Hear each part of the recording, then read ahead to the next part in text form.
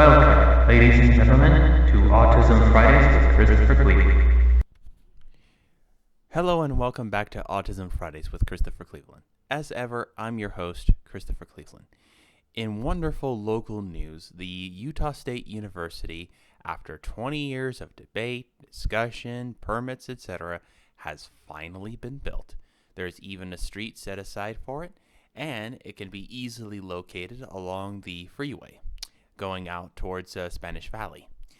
I had the honor of attending the ribbon cutting and time capsule dispensing ceremony and got to watch our next generation bury the time capsule. That's right, we are going to be in session and have classes before you know it.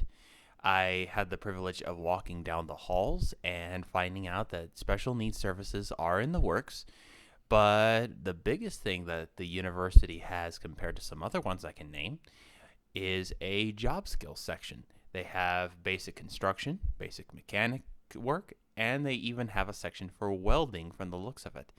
Furthermore, there's a science class complete with skeletons for anatomical references in basic anatomy classes.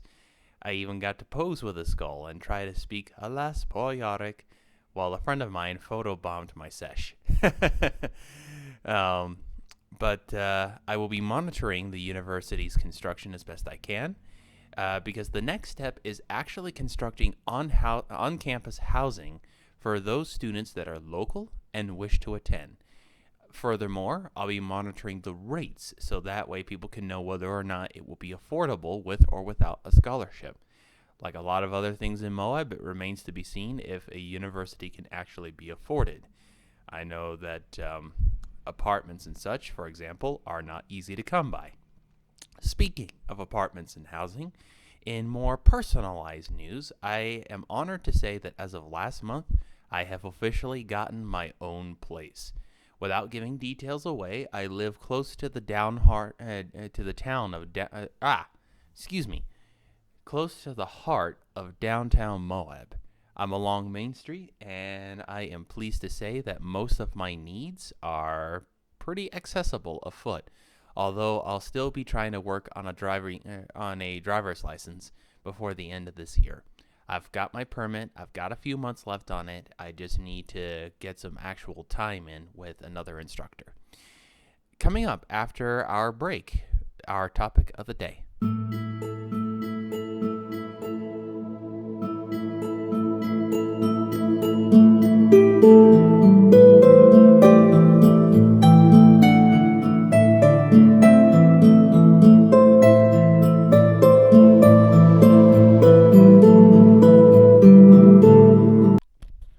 Welcome back to Autism Fridays with Christopher Cleveland. As ever, I'm your host, Christopher Cleveland. For today's topic, I wanted to discuss the importance of recognizing, detecting, and avoiding manipulation. For a little bit of background, as some of you may know about my past, I was one of those kids that was so honest that he was an easy target for manipulative personalities. My mentor of 13 years, may he rest in peace, even told me as much and warned me against certain personalities who would exploit me because of my honesty.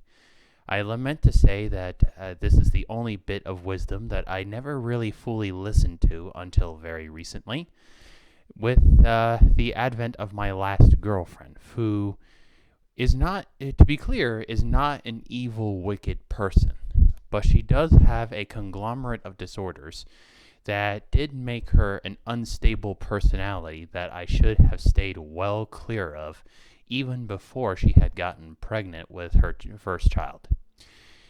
However, I didn't, and we dated long distance for a short time, and afterwards, after she had dumped me, I had still occasionally flirted with her, and she had occasionally accepted these flirtations.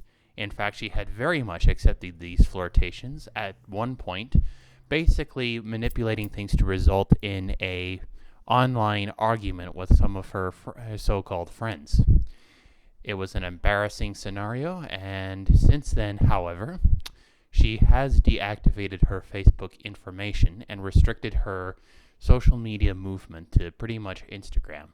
I can only pray that she'll get help, but the truth is that I probably won't be having much contact with her in the near future. But I bring this all up because I know I'm not alone in this saga. It's fairly simple. It's fair to say that autistic people can often be seen as naive, easy targets.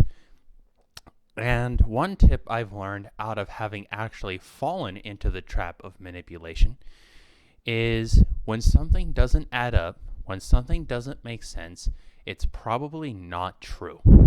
This is more important than ever with a manipulative personality. An example would be, let's say a manipulative personality wants to call somebody super overweight and fat, probably like about 400 pounds or something like that. Yet, you see nothing that indicates that the person is profusely overweight, like a double chin or extra folds of fat along the belly or anything of that nature. If you see nothing of that and they're going around saying that this person is obese, then it doesn't make sense. Therefore, it's probably not true. This is an easy way to detect most samplings of manipulation in action. And the best thing about something like Facebook or Instagram is that there's an easy way to avoid being manipulated, and that is to look at the photos and status posts and things of that nature of the intended target. Once you have looked at said target, and you have seen that the manipulator's statements don't add up, it's easy to then call them out on their lies and make sure that they know they're lying. However, there are forms of manipulation that are much more subtle than that. However, we won't get into them for the sake of time. I will say that there is a really easy way to recognize being manipulated. Anytime extreme emotions are riled up. Now, whether or not you support Donald Trump, it is fair to say that when it comes to politics, and it comes especially to President Donald Trump, extreme emotions have been riled up. In literally any other topic besides politics, this would be an example of emotional manipulation. A good example of this is when an adult kid who is still living with his parents and is still used to getting his way fakes a scenario where his parents are extremely worried for him and go to great lengths to ensure his safety, even though there was no real danger all along. The thing about extreme emotions that I like, and by the way, by that I mean extremely easy to rile up, is that the more easily emotional you get over a topic, the more easily manipulated you are into believing certain things, especially when you want to believe those things. Politics and religion and all manner of other topics are no exception, even though it cannot be denied that there are good aspects about both topics that should be thoroughly discussed. In the politics realm, for example, I believe it's important to discuss reform to certain potentially unethical laws. Inserting a little bit of my own viewpoint here, I do believe that there should be a wider range of legality on marijuana, specifically in the way of medicinal marijuana. However, when I have brought up this topic to any of my students, or rather, when this topic has been brought up by my students to me, I don't talk about actual bills. I talk about the way in which bills can be reformed. And I essentially teach my students that if they don't like a bill as it stands, they have powers and ways by which they can change it. One big way being lobbying. The difference is that the reason why certain laws are the way they are is because some groups are just really good at lobbying. It's a form of manipulation that serves a positive purpose. So what I'm getting at here is that manipulation is all over the place. Whether it's good or bad is entirely up to you, and is entirely up to how you use it as well. Remember those two things, and remember that there are certain ways to detect negative manipulation in particular, or rather manipulation that is bent on a negative outcome for somebody else. I wish I had more scripted than that, but and I wish I had more prepared. But the truth is that with my work schedule and whatnot, I haven't really been able to make a script, much less rehearse before I spoke about this topic. Nonetheless, it is something I did want to talk about at some point, so I might as well get it out of the way now. This has been Autism Fridays with Christopher Cleveland. We'll now go over to the question or meditation section after the break. Thank you.